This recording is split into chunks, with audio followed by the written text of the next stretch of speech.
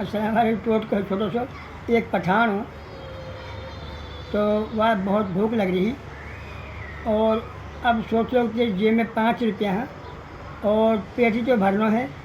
अब क्या खाना चाहिए ताकि ज़्यादा से ज़्यादा आ जाए। मैंने हिसाब लगाया, गाजर तो हाँ 5 रुपये किलो, उन्हें खरीद लिया।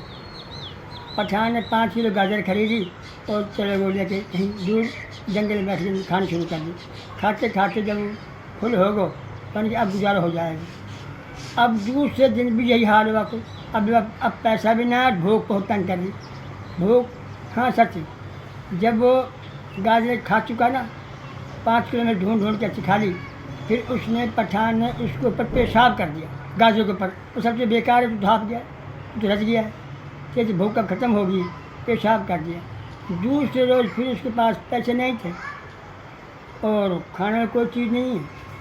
अब वो कहना क्या करूं। अब उसने कोई चीज़ नज़र नहीं आई खाने के लिए। अब उसने रुख कर दिया गाजर तरफ। अब वो जा रहा है, जब वहाँ पहुँचा गाजर वहाँ पड़ी हुई थी, तो अब देख रहा है कि किस गाजर के ऊपर मैंने पेशाब नहीं किया। एक गाजर को पकड़ता है, उसको खा लेता है, फिर दूसरे को देखता है तो ये भी सही, यही बच गई ये पेशाब से, ये फिर खा लेता है। आहिस्ता आहिस्ता सारी गाजर खा जाता है पठान। और लिहाजा